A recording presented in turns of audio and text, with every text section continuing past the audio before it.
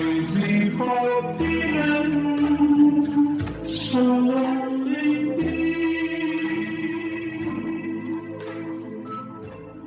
I'm crazy for feeling so. He's just a bit off. Ain't nothing wrong with you. Stop that crying. Go outside and play. Are you seeing me? She just wants attention. You're so lazy. Get over it. Stop worrying about it. Are you listening to me? What do you even have to worry about? You're freaking crazy. He just acts like that. It's not that serious. Can you help me? Listen to me. See me. Believe me. Are you listening to our community? We're screaming for help in our behaviors, in our reactions, in our silence. Are you watching as our fear and denial break us down from the inside? Are you witnessing how the battles of our internal voices break us? Our biggest obstacle that we face is ourselves. It's time to help one another. Our house is on fire. Can you hear it?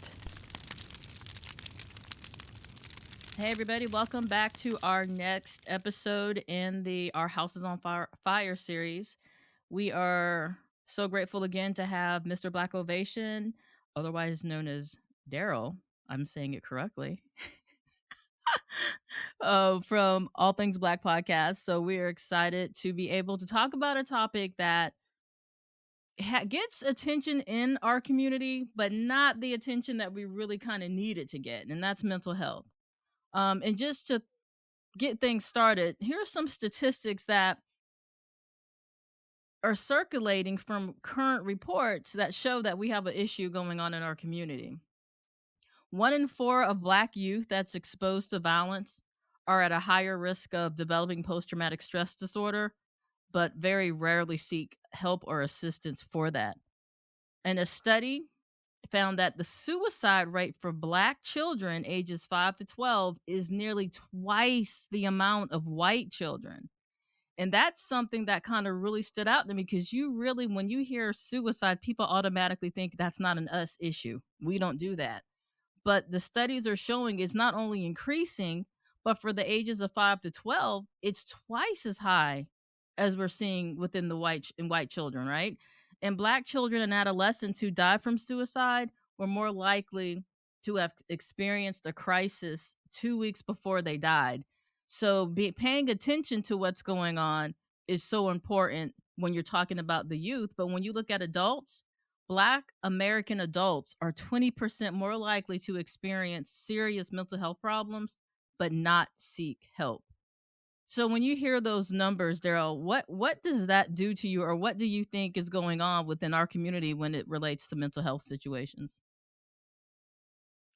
That is alarming. And by the way, folks, thank you once again for tuning in to this series. Michelle is absolutely wonderful, phenomenal at conducting these series and giving out great statistical information and her opinion. So I just want to make sure I shout that out before we begin the conversation. But yes, it is totally alarming when you hear those type of statistics. Um, to me, what it suggests is that we still haven't gotten a hold of the idea of maybe possibly seeking out some type of therapy. It is still taboo in our community. It is something that we shun because we have all these different avenues that we can actually, go and think that we can actually get some help from. And that again is, i.e., drugs, alcohol, sex, um, things of that nature. So we still want to use the external devices to try to, somewhat minimize the things that we're going through in our own personal lives in our community. Right, right. And just to piggyback what you just said, a recent report showed that more than 80% of Black Americans are concerned about the stigma associated with mental health and fail or are discouraged from seeking treatment. More than 80%. That's a lot. That is a lot. But what is it? So from my experience, mental and people who have listened to my podcast already know that I am in the mental health field. Um, it's kind of what I do, counseling, therapy, all that stuff. So I'm kind of seeing it through a different lens, right? So when somebody says, I think I'm okay. I'm not feeling good today, but it's not an issue. I'm fine. I'm going to fight through it.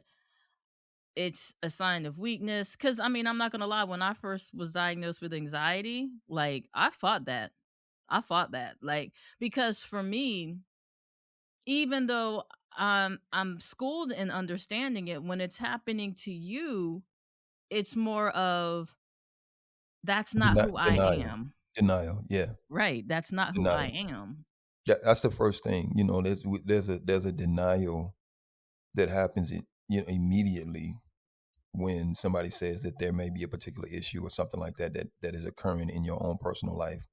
We deny it, because again, I think we're looking at the external things. Well, I have a degree.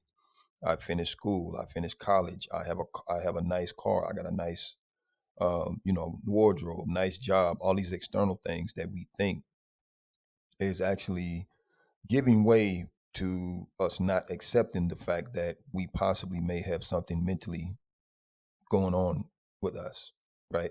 So we'll look at those things and we'll be like, no, there's nothing wrong with me. There's nothing in my family history about that. And if it was, I'm not going to accept it because, again, we talked about the hyper individualism. I'm not a part of that collective. Right. So it's like, no, I'm not gonna accept it. But in the meantime, there's something incredibly wrong with you, and that means you should really go seek some help. Right. Right. And for me specifically, it was fear. Like, what does it mean to say I have generalized anxiety disorder? In short, that means everything freaking stresses the hell out of me, right? And honestly, general anxiety disorder or generalized anxiety disorder, 1 out of 4 adults will experience this in their lifetime, right? But when you're fearful, you don't want to do the research. When you're fearful, you act like this is not who I am when there's a label, or I call it being coded. So you'll have people who throw terms around like, oh, I'm so stressed, I have anxiety. Oh, I'm so sad, I have depression. Oh, that person's a narcissist. That's the going term nowadays, is narcissist. But they're not actually diagnosed, right? People just throw the phrase around, which sometimes can give the diagnosis a bad light, right? Because now automatically, if you have this disorder or challenge, mental health challenge, you're going to act like what all these people have determined what these type of people act like in society, right? So, oh, he's crazy, so he has blah blah blah. I'm very careful about using phrases or diagnose labels when I'm around people because that adds to the stigma, right? Um, oh, that person has bipolar, but do they really? Or you're just assuming because they have a sort of set of behaviors that society has said should fit into that category. There has to be a duration that somebody exhibits behaviors, and there have to be an amount of behaviors that are exhibited during those durations to get a diagnosis. Number one. Number two, the fear of somebody saying there's a defect, right? Something's wrong with your brain. That freaks people out. I knew it freaked me out, so I fought it. When I would get panic attacks, when I felt one coming on, it was a battle with myself because I was not what that is. So it wasn't looking at the things in my life that happened to me that caused me to be more susceptible to this mental health challenge.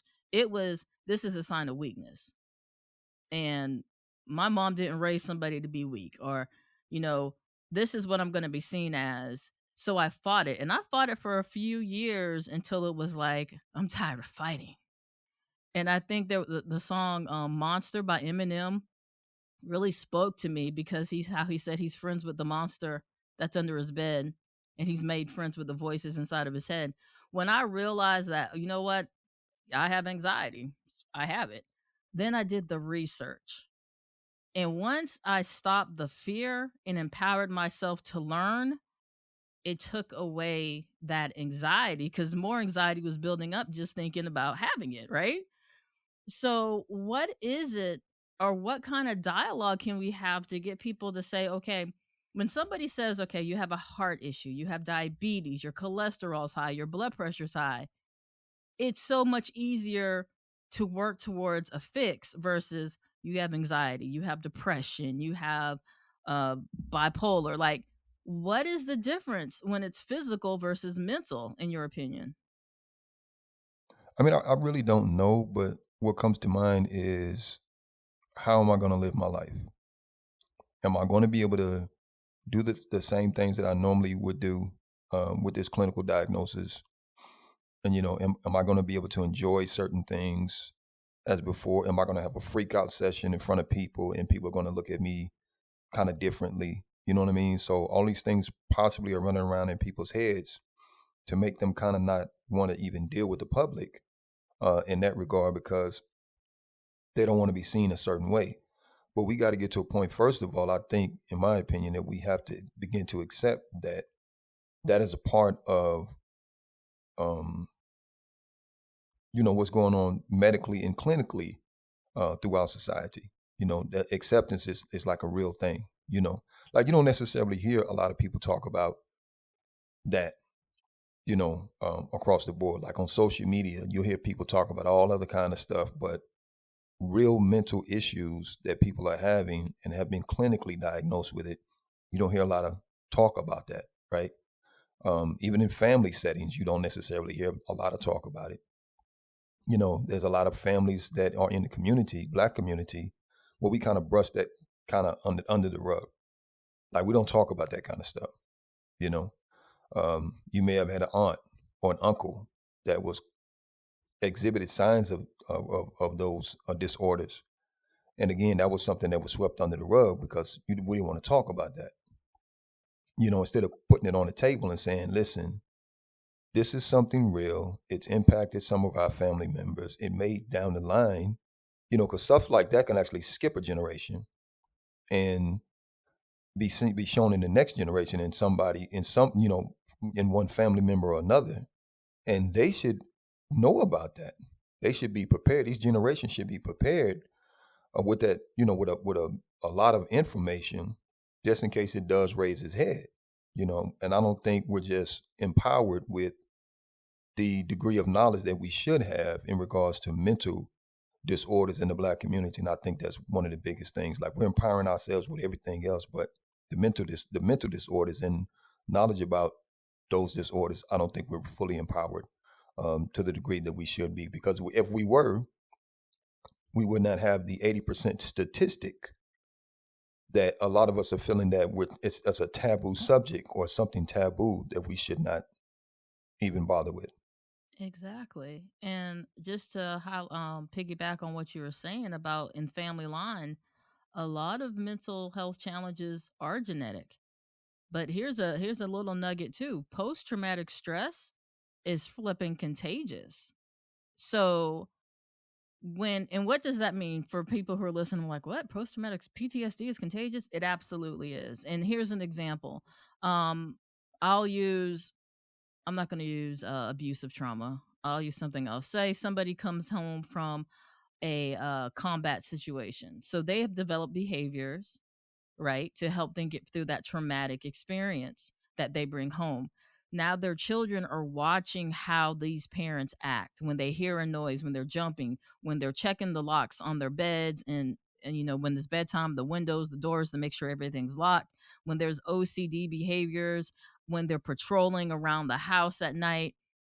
Young children pick up these behaviors as their own, and now they have a heightened sense of awareness. Now they have a startled exaggerated reflex, right? So PTSD is absolutely contagious, but when we are not seeking the help that we need, these behaviors are persistent and they just keep going. And I really do, like you were saying, we're not feeling empowered to seek help. And I think a lot of it comes back to fear. Maybe the thing of, we already have so many things else against us. I don't need somebody calling me blah blah blah. You know what I'm saying? Do you think that has some kind of pull within how we kind of see it as a weakness? Yeah, I would say so. I definitely think a lot of us see something like that as a weakness, and we don't want to be drawn into that. I'm going to add this a little nugget into that um, part too. A lot of us don't know what peace really feels like, right? We like chaos. We like the chaotic environments. We don't know what peace really feels like, right? Like if you go to a mountain, go up in a mountain somewhere and there's calm and there's serenity and you don't have to have the hustle and bustle of all these things around you. Your cell phone is not buzzing off the ringer. Some of us would disrupt that, right, to get back to what we know, which is the chaos. So we like the chaos. So I think in that regards, some of us don't want to be pulled from that either because it's a peaceful type of thing. When you go and you start to get some type of therapy for what's ailing you, it's going to bring you to a place where yes, a lot of what happened to you is going to be brought to the surface, but it's for a very specific reason. Once that's done, and you can now discard everything that's going on with you, there is going to be a calmness. And I think that's another piece of it is that when we get through all of the storm, on the other side of the storm is the calm. So how do I function in calm? How do I function in peace? And a lot of us as black people don't know how to function in peace. We don't know It's how to the do that. addiction. It's the It's addiction. right. It's definitely the addiction. So I just wanted to add that little nugget to it, or that little piece to it, because I think that's also a portion of why a lot of us don't want to go seek help. And today, there's a lot of black therapists. There's a lot of them. I researched, and there's a lot. And all you got to do is just like the same thing you do when you go to a department store. You pick what fits you best. There you go. That's it. You pick what fits you best, and you begin the process of going through the steps to look for some type of healing. We need to do it. We absolutely do. And just supporting what you were saying too, when you don't know what healthy feels like, when you don't know what peace feels like, when you don't know what serenity feels like, you don't know you're living in chaos, right? You don't know what to look forward to or for because you've never experienced it. So you're absolutely right. And somebody can tell you all day, this is what it feels like. But if you've never experienced it, you're not going to have that same response. And if you are living in an environment that all you see is violence, pain, hurt, trauma, that's what you know. That's what you know. And well, my mom did it, my grandma did it, my great grandma did it, so I'm gonna do it too. And it's a generational cycle that we really have to get honest about because the quality of life is being impaired. So I know a lot of people could listen and say, well, she's trying to compare mental health issues to medical issues. Okay, yeah, medical issues can cause death, absolutely. But guess what? So can mental health issues. We just talked about how suicide is doubled is double for the same age group over white children. We can't ignore that. We're losing our children to something that we're too scared to talk about or face. And like I was saying, you have to empower yourself to do the research. And like Daryl said, find a therapist or a counselor who fits you. You have to be the one to determine if they're a fit for you. It's not the other way around. Just because somebody referred you to somebody, if they're not doing what you feel needs to be done, find somebody else. It's not a situation of you have to go to whomever who's talking to you. You have to go to who's going to work for you. And if I would say the first few sessions are assessments and trying to figure out what's going on, but I would say after the first 3 or 4 sessions and you're just not feeling a rapport, you might need to look for somebody else because at the end of the day, this is your mental health. This is your health that we're talking about. So empowering yourself, doing the research, and talking to people. You know, you have people who are going to make jokes, and when we do that, we really have to kind of check ourselves to find out, okay, why are we making jokes, right? Like right now, if I say Kanye West, that's the big mental health joke, right? Um, he's exhibited behaviors that have been concerning, but he's been very upfront about his mental health challenges.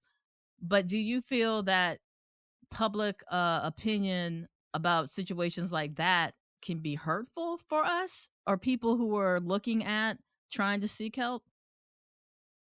Yeah, absolutely. You know, we, you know, a lot of us um, like tribalisms, or we like to connect ourselves to certain groups, and these groups make us feel welcome. They make us feel at home, things like that. And um, you know, society can be very hurtful. You know, they can be very straightforward, and they can be, you know, very, very hurtful to a lot of people, not understanding what that individual may be going through. So first thing society does, because we're not probing in a way that we're trying to seek to understand what that individual is actually going through, right? So the first thing we do is we judge through our own little narrow view of what may be happening to that individual. Like, remember, there was, well, not just one case, but there was a lot of cases of even police officers who were called to people's houses, and somebody was having a mental issue, and instead of the police trying to disarm or, you know, kind of mellow out the situation, the first thing that they did, again, they assessed it through the lens that they were either trained in, or the lens that their own personal um, belief system had them look through that, you know, look at that situation. And unfortunately, a lot of the people that were in those mental health crises were gunned down, you know, by the police. And all it took was some training or some deeper probing or questions to find out whether or not if this person was really somebody that was going to do some harm, or they were just having a mental health crisis. So yes, society can really, really put us in a place where we don't want to do it, and make us feel really bad about doing it. But I think that's a part where we begin to unplug and say, you know what, this is not about society, this is about me. And we can do all other manner of things and post those things on social media and not be ashamed of those things, then I think it's high time for us to not be so ashamed about our mental health and the things that we're going through. I agree. And one thing too I've noticed is there is a level of acceptance for certain disorders and a level of fear for others. So, like I was throwing different diagnoses out. So, like general anxiety disorder, social anxiety disorder, panic attacks, this, that, and the other. That's one of the disorders that a lot of people can say, yeah, I have it, and that's not an issue. Depression, that's another really common disorder that people can say, yeah, I have it, not that big of an issue. But once you start getting into some of the other disorders like bipolar, schizophrenia, antisocial, the dreaded narcissistic personality disorder, we start getting into a whole different experience. Do you feel that certain mental health challenges are more accepted than others? And the ones that aren't so much accepted, how can we open up a dialogue about that? Because people are very quick to say, oh, I'm depressed, or oh, I have anxiety. You know what I'm saying? But would I be so quick to tell people if I was diagnosed with some of the other not so accepted mental health challenges? So in your opinion, like what is a way to talk about it or get around some of the conversation as we talk about the not so publicly accepted disorders like schizophrenia and antisocial personality disorder and things of that nature, things that scare people? Oh, that's a tough one. Um, Again, I have no clinical degree in any of this. This is just opinions and things that I think. that can lend to the conversation, but at the same time, that's a really tough question, especially for those hard, um, mental health issues that people have. You know, um, I think personally, one of the things that possibly can be done if we're lending spaces for everybody else to be what they believe they want to be, what they believe they want to do. I think those spaces should be open across the board for people that are really suffering from really deep seated mental health issues. And it should be publicly known, not in the sense that, everybody needs to know your business, but I think the comfortable spaces should be there um, for those people when they need to really talk, when they need to really, have a space where they can, kind of weed through what they're going through. Um, I think at one point, when we're in our work environment, there should be a clinical therapist in the work environment that you can talk to immediately, especially for those, again, with the heavy and the hard mental health issues. If they're going to work, if they're going to go in spaces where it's public and it's kind of hard for them to navigate those spaces, I think that should be something that should be put on the board for those people so they can have access readily and speedily um, in those environments. Because again, you got a lot of us that work, and sometimes we have to leave work because the issues might be so bad, you know, or go sit in the car. I've seen people, literally go in the car and just break down and start crying, and it might not be anything related to what's going on at work. They're just like they can't handle it. So you got to make safe spaces for people that are really having those issues and allow them to really talk about it in a way that we don't judge what it is that they're going through. Absolutely. And I'm glad you brought that example about somebody going into their car. Because everybody's not coded. And when I say coded, that's just my terminology is clinically diagnosed. Because there has to be a duration before you can actually have a clinical diagnosis of a mental health challenge. But there's circumstantial anxiety, there's circumstantial depression, right? There's things that cause behaviors to surface because of what somebody is going through. And that is just as important. That's just as important as somebody who has gone and got a clinical diagnosis and might have a prescription versus somebody who maybe just lost a family member and they don't know how to cope, or they're having issues at home or in relationships and just don't know how to cope. There has to be safe spaces, like you said, to have these discussions, regardless of what the originating factor is to bring on these challenges. So let's say we just take a walk in an urban society that's 90% African American. Where do you think we would find those safe places? Let's just take a walk around one of our neighborhoods. Where would we find the safe places to talk about To this be topic? honest, to be honest, I don't think we can at this junction find a lot of them. Although there are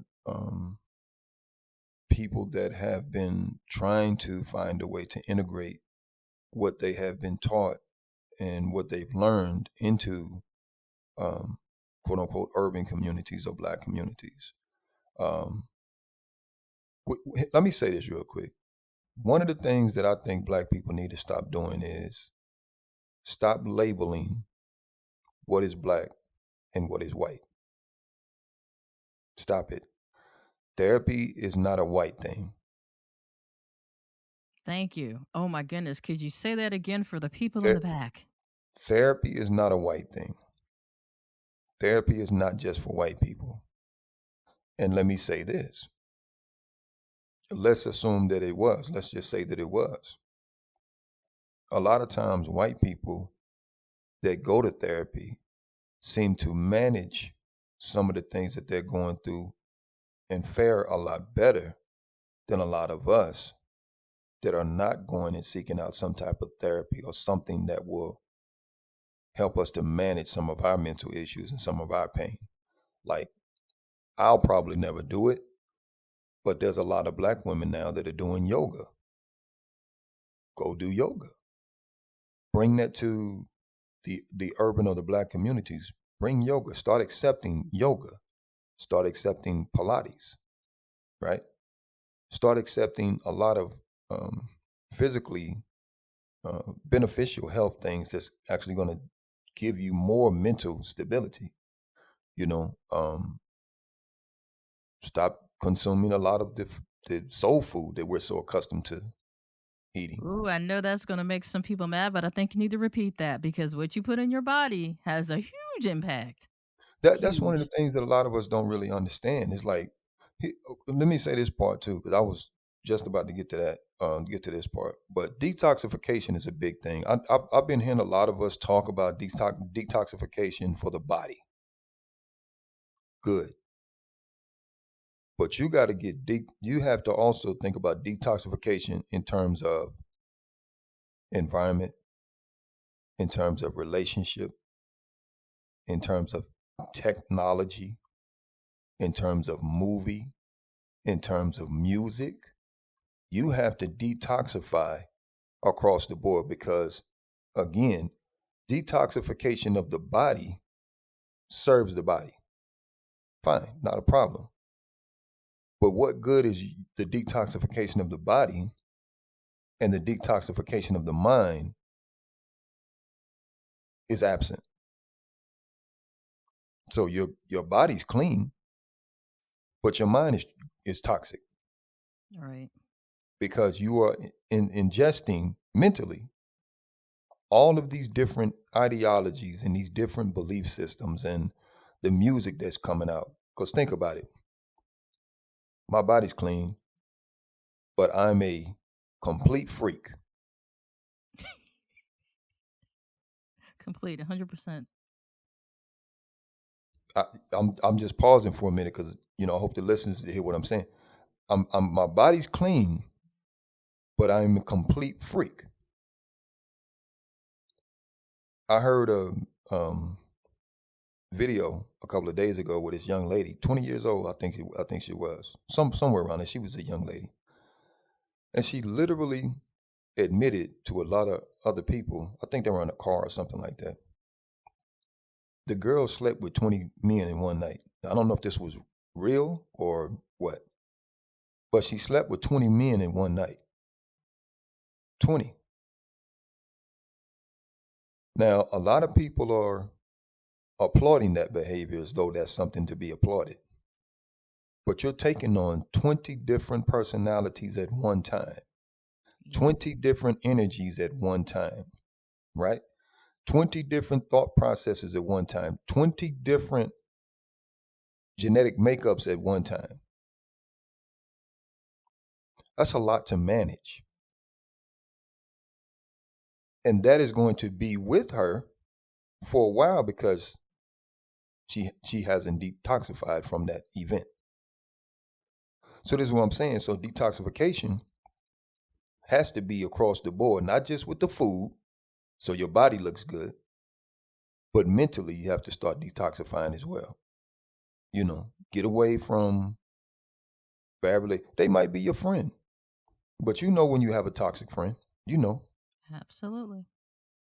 and you have to start setting the boundaries with that friend, you know, because you want your mind to be as clean as possible.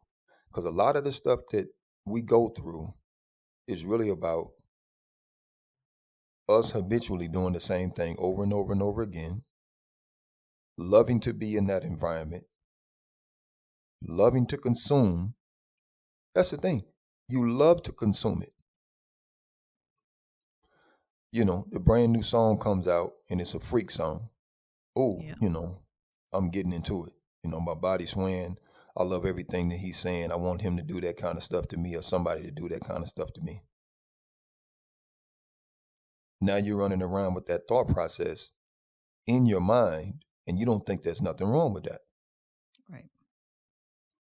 So there has to be the thought of being healthy, mind, body, and soul, or mind, spirit, right, and body. You got to try to detoxify across the board, not just in one area because you want to lose the weight or whatever. Detoxify across the board. Because that's what and I'm gonna say this. I'm gonna end with this. But that's why I tell a lot of people when I'm talking to people, okay, fine, you want to go watch a television, you want to go watch a movie or whatever the case may be. You still have to have something to balance that. And if you don't have anything to balance that, you're going to consistently go in that direction. And somebody's making you travel in the direction that you really don't want to go. You're really a can of silly putty that somebody is shaping into what they want you to be. But you Or think, as I call them, sheeple.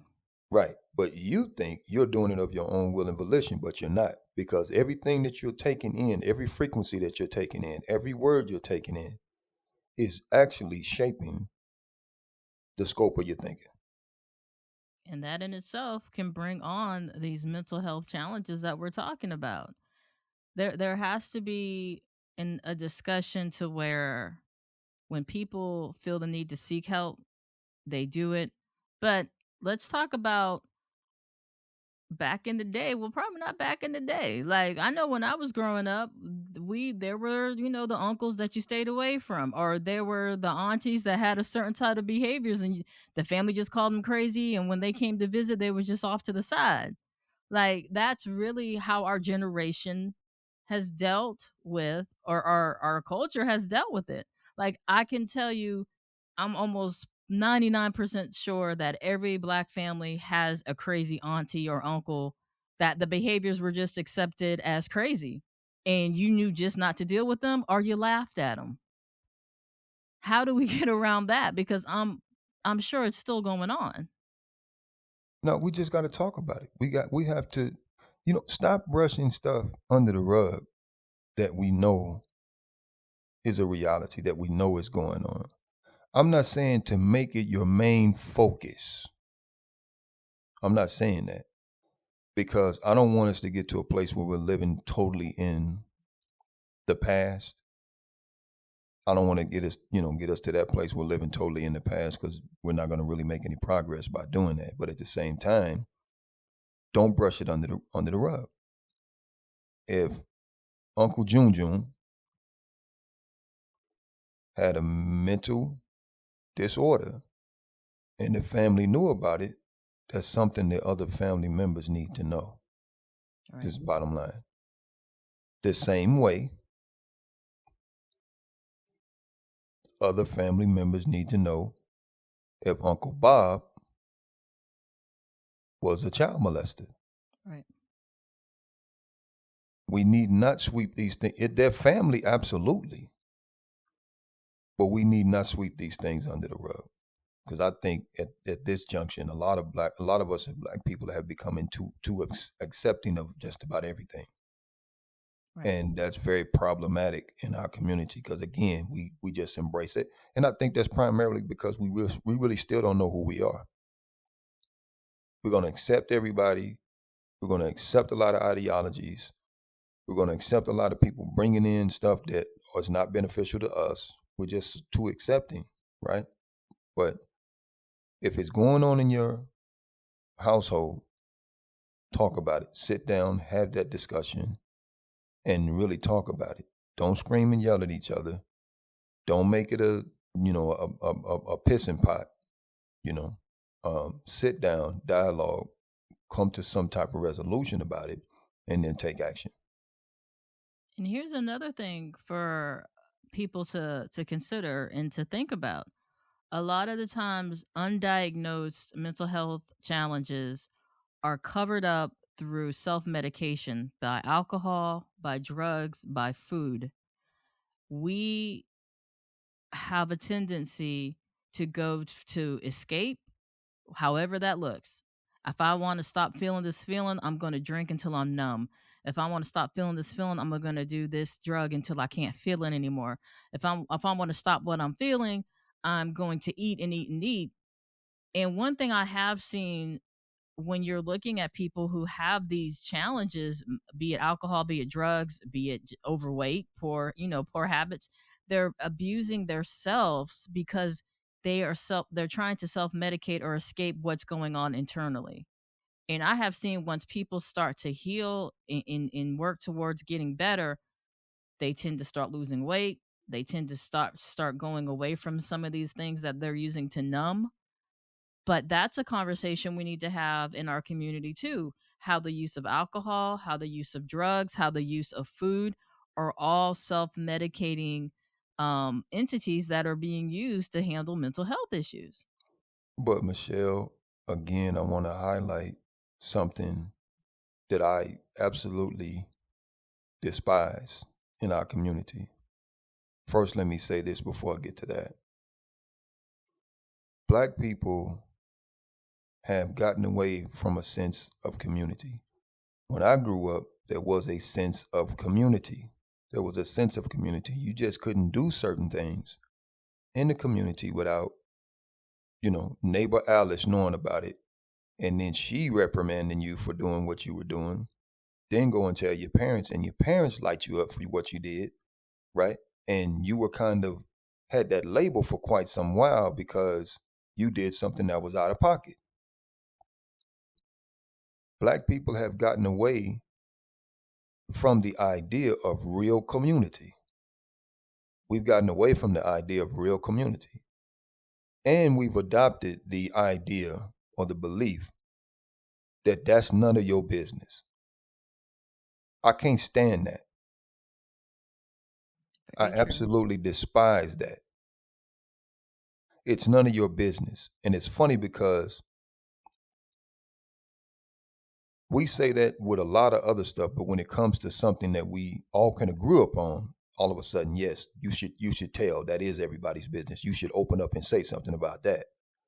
But when it becomes something that we think is connected to what we believe to be an individual that can actually manage, or we think is mature enough to manage something like that, we say that's none of your business. Mm-hmm. I'm gonna keep it 100. It is your damn business. That's a sense of community. And if you go and you look at any other community outside of ours, they are not letting. Now, again, I'm not saying that the community is perfect. I want to make that clear. I'm not saying that community is perfect. But what I am saying is this. They're not going to allow a lot of stuff to happen in their community. They're very protective of their community. If a particular store wants to open up in that community, the community gets together and say, do we really want this in our environment, in our community? How is it going to damage or how is it going to benefit us before we let it in our community? That's right. That's right. We don't do that. Nope. We don't do And it. let's be honest. You can drive around and see certain stores and places and know if you're not from that area. I know some people are gonna be annoyed with what I say, but if I'm driving around, I'm not from that area. But when I start to see the ABC stores and the check cashing places and whatnot, I know where I'm at. I know where I'm at. You ain't gonna find a Starbucks or something up in these pockets when you start hitting. When you see a check cashing place on every corner, these predatory type of financial institutions, you know where you're at, and you're absolutely right. It's kind of a way to keep control of the communities who have to deal with this on a regular basis because you don't get a say. And let me drop this in there. And a lot of people will probably get upset with you and me as I'm about to say this, but I love what was said, what I'm about to say, and I love the individual who said it. The Honorable Minister Louis Farrakhan, who's the leader of the Nation of Islam, has a course of study which is called Self-Improvement is the Basis for Community Development, right? Self-improvement is the basis for community development. What does that mean? That means you work on yourself. That Mhm. means you have to have a rod or something that is going to govern your behavior that will not damage you and will not carry over into the community. It's just that simple. If you see a thief, what do you do to the thief? You either catch the thief, or if there's a community that does not want somebody that is a thief in that community, they'll run the thief out. Right. If there's a child molester in the community, that the community knows about, and they are adamant about not having child molesters in the community, they will run the child molester out, right? Right. So that becomes everybody's business. This is what I'm saying. It's much deeper than where I'm going, because that's the stuff that everybody can agree upon. Well, we need to get rid of child molesters. We need to get rid of people that are stealing in the community. Hold on. What about the cheaters? Right. What about the people that are committing adultery? Right. What about the people that are doing things that is collectively hurting the individual that's doing it, and then collectively hurting the community, right? Because I don't think we fully understand yet. I don't think we fully get the fact that when you start saying how that's nobody else's business but theirs, you don't want community. You a damn lie. Right. You don't want community. You want the aesthetics of community. You really don't want no damn community. Accountability needs to be at the top of our list. If you see it, say something. I don't make you no snitch. But if you want a thriving community that is about the business of development and peace, you can't sit and turn a blind eye to every goddamn thing and talk about it's none of my business. Exactly. It's your business. You just a punk. Exactly. I agree. You just a punk. And that's male and female. You weak. Or you're one of the ones that's doing the same identical thing that individual is doing. So you can't cast out of that person what is wrong with them, because that means you would have to cast it out of yourself. Exactly. And do you think the community aspect, because that's missing, if we had that element, do you think we would have such an aversion to mental health and seeking help? Do you think there would be such a stigma around it if we had that community aspect back? Absolutely. Because one of the things that it's an old African proverb. It takes a village to raise a child, Mm-hmm. right? Well, where's the village? Right. Because if the village was intact, we wouldn't have so many children out there trying to raise themselves. We wouldn't have so many people out there with the disorders that they're having, because they have a sense of home. When you don't have a sense of home, when you don't have a sense of peace or an environment that you can rest in, yeah, you're going to have some issues, because you can't rest. You can't not just be who you are, but you cannot functionally develop as an individual because you're not in the right environment. It's just like planting, right? If you put a plant in the wrong pot, it's not going to grow how it's supposed to grow. The roots are not going to grow properly. Right. Same thing with a child, same thing with an adult. If you cannot do that, none of us are going to develop properly. And to me, the biggest thing, in my opinion, is the fact that we have this hyper individualistic mindset that we think that everything that we do is our choice and our decision. It is our choice. Let me explain it. Let me say this one, just in case anybody has any kind of comeback. If you believe in generational curses, if you believe in generational wealth, then how is it you can't see that your individual choices is not affecting the people that are around you? Your individual choices. If you smoke, who's being affected? Secondhand smoke is a real thing, right? It is. Okay.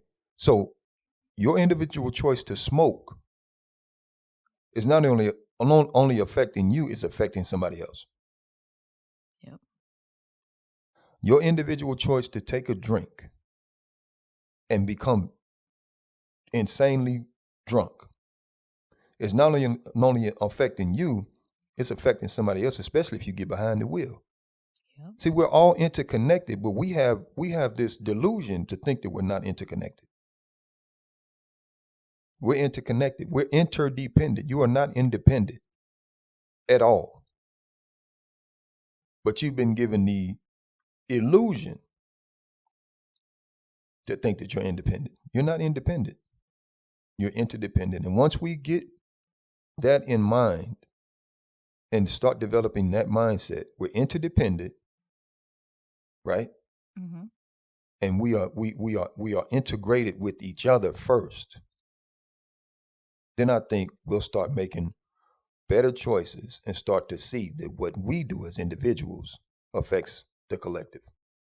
Absolutely. And just the fact of trauma experiences make up a large amount of how mental health issues are developed. You're absolutely right. And we have to be very transparent about that. What we're doing within our communities, what we're doing around our children, our children are seeing, the soil that we're growing from. When there's trauma, which I'm just going to go out on a limb here. This is not any scientific, empirical data, not peer reviewed, but I'm going to say a majority of Black Americans grew up in some aspect of trauma. Just our lineage, when we talked about that on our first episode of this series, is trauma. So just having that in the soil already is allowing us to be more susceptible to developing a mental health challenge. So the facts are there. It's not like this is being made up. It's time to take away the stigma of it and allow people to feel safe enough to seek help. Because if we are operating in a space where we're not where we need to be mentally, then we're not going to be able to get our community where it needs to be. Like you said, accountability. We have to be accountable for ourselves so we can be accountable for each other. And I think that's really kind of the honest statement there. Like everything that you said, and just having people understand that individuality for self to seek help and not be so concerned about what other people are going to think, but understand that you're doing this for your own personal growth is going to help the generation behind you, is going to help your community as a whole. um as we round Real, out our hour. Oh, go ahead. real quick, I have an episode with Professor Latanya White, who is a professor at FAMU University, and we had a conversation about generational and dynastic wealth. And it was interesting because I never heard of dynastic wealth. But one of the things she was talking about in dynastic wealth was that dynastic wealth exceeds generational wealth. So you're talking about that wealth carries over to not only just the immediate family members, but the extended family members, right? You're talking about cousins, you're talking about nieces, nephews, great nieces, great nephews, right? So we're talking about all of that. And it's funny because when you talk about dynastic wealth and how that would reach on into other portions of the family and how it touches that wealth touches the other portions of the family. When you look at that and you think about how we miss the ball in our own community because we don't see the effectiveness of something like that, right? We don't see how it's beneficial because most of us are only living for the moment. We're Right. not living for, 5, 10 years into the future as a collective, Hmm. which is another reason why it's so disheartening to see us not even to try to apply ourselves to make Black economics a thing, Right. because Black economics is a real thing. We just don't really apply ourselves in a way that we're going to say, you know what, I'm going to invest in this particular restaurant that's Black owned. I'm going to invest in this particular stock that's Black owned. I'm going to invest in this particular product that's Black owned. We're shooting ourselves in the foot. We're shooting ourselves in the foot. And that's the problem. There's a lot of Black resources that are there, but unfortunately, we have this hamster wheel mindset that, oh, well, I'm just going to stay on the same hamster wheel Hmm. until my change comes or somebody throws me a bone or something like that. That's not gonna work. And that's the same thing with mental health, um, what we're talking about right now. It's not going to work. So again, to have those deliberate conversations, deliberate dialogues in our family about the mental health in our family, or who was who may have been affected by that, and what we can do to kind of stave that off. It's no Mm-hmm. different than somebody saying, well, my grandfather was diagnosed with high blood pressure. All right. We know high blood pressure can be hereditary, right? Yep. You can pass that on. Yep. So if you can have the knowledge and begin to work to stave off the high blood pressure, why can't you do the same thing when it comes to mental health and stability with your family? It's we're talking about survival, and if we're not in the survival mode, right? Because right now, the black community is on life support, Mm-hmm. and we got to do everything possible within our scope to make sure that we don't completely die. But, Mm-hmm. but we're almost there. We're almost there. So it's a very sobering um, thing, to witness. But at the same time, I know I'm not gonna give up hope. You know, I know there's plenty of other people that's not gonna give up hope. It's just that right now we're just in a space where there's so many external factors that are contributing to us not really seeing the full picture. I agree. I agree. And for people who are questioning, okay, well, mental health, is not the same thing as medical. Here's the deal: mental health diagnoses, that is something that impacts the brain chemistry. There's actually neurotransmitters that are lacking, that are too many. And okay, let's go back to elementary school. The brain is an organ, right? That is a biological part of the body. So mental health is medical health. If we just want to just be very honest about it, mental health is medical health. Mental health is self care. Mental health are all the catchphrases have to start somewhere. And without your brain being healthy, you're not healthy. And going back to what Daryl said, detox, not just for your body, detox for your brain, for your relationships. You know what I'm saying? Like, that is a huge boost to mental health, because for a lot of people who might not be coded, there's circumstantial mental health challenges that people go through every day, every day. And if you are not on steady foundation, one decision can impact your whole entire life. One decision when you're in a bad mental health day, when you're depressed, when you're stressed, can impact your whole life. And think about the people who are supporting you, and that's a conversation for a whole nother episode. But people who have to support you through mental health crises, that's a whole nother challenge within our communities and families that we have to be honest about. Because anybody who's lived with somebody who has bipolar, who is manic depressive, who has to see somebody through an anxiety or a panic attack, who sees somebody who's cutting or things of that nature, that in itself is stressful for the community, for the family. So these are things that we can no longer turn our backs to if we want to be healthy collectively. And like Daryl said, we got to look at it as a community issue if we really want to move ahead with this. But as we tie it up, I'm going to hand the mic back to Daryl. Let everyone know what you're doing, where you're at, and how to find you.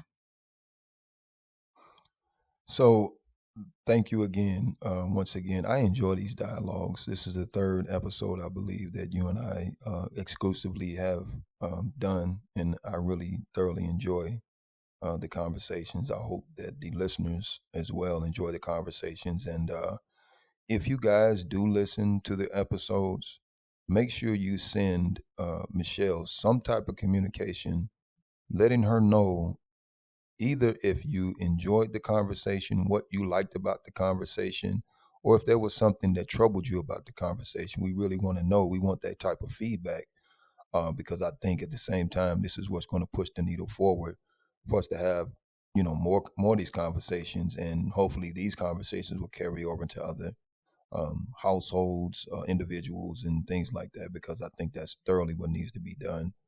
And yeah, I just really want to thank you for inviting me and having these type of conversations. I'm Daryl, Mr. Blackovation. I'm the host and producer of the All Things Black podcast. I have not recently done any new episodes, but rest assured they are coming. I just feel the need right now to do a lot of what is being done at this point. I'm compelled to actually have these conversations with Michelle and on her podcast. But yes, All Things Black podcast. And I just want to again and thank the listening audience for just lending your ear and possibly just absorbing what's being said. And again, if you don't agree with it, send feedback. But yeah, that is me. And again, as a disclaimer, I am no clinical therapist, psychologist, whatever the case may be. I'm just somebody that loves Black people, and I want to see all people actually be actually unplugged from this system that we're currently in, because this system does play a lot in our mental and physical health. So, but thank you again. And so, in so many ways, and spoken like a true Capricorn. He wants your feedback. I'm the sensitive Pisces, so if it's not going to be nice feedback, just send it straight to Daryl. Just send it straight to Daryl. Send he it to can, me. he can. I'll put his contact information in the description box because I'm a Pisces and I'm sensitive. Hey, do it. Send it to me. He'll It doesn't translate it matter. for me. He'll translate it for me in Pisces talk. Be like, all right, Michelle. So, but all the feedback we've gotten so far has been amazing. The best feedback that we get are the ones where people say, you know what? I talked to my boy about what you talked about, or I talked to, my cousins about what you talked about, and yeah, we agree. Or you know what, we hadn't thought about it in that way. When I get the I hadn't thought about it in that way, or the way Daryl said that, it made me look at it differently, or whatever you all referenced, I went and researched it myself. That's how we know we're making an impact, because it's coming outside of the podcast into action. And that's those days make me very happy. So I'm So you happy to guys have make my Michelle partner happy. here. You guys make Michelle happy. Please make Michelle happy. Do it. You don't want me mad. I'm not nice when I'm mad. But yeah, I feel that we're really making some impacts here, and not just talking about things that are what's hot out here in these streets right now, but we're actually focusing on things that, look, this is an ongoing issue, and until we have these conversations and dialogue, sometimes people don't know it's a problem until you know it's a problem, right? It's not a problem until it's a problem. So we're letting you know this is a problem. This is a problem. It's a part of our house being on fire, and we got to put this out. We got to put it out. So that's going to conclude this episode. You guys stay tuned for our next episode in the series. And as always, you guys take care, stay safe, be well.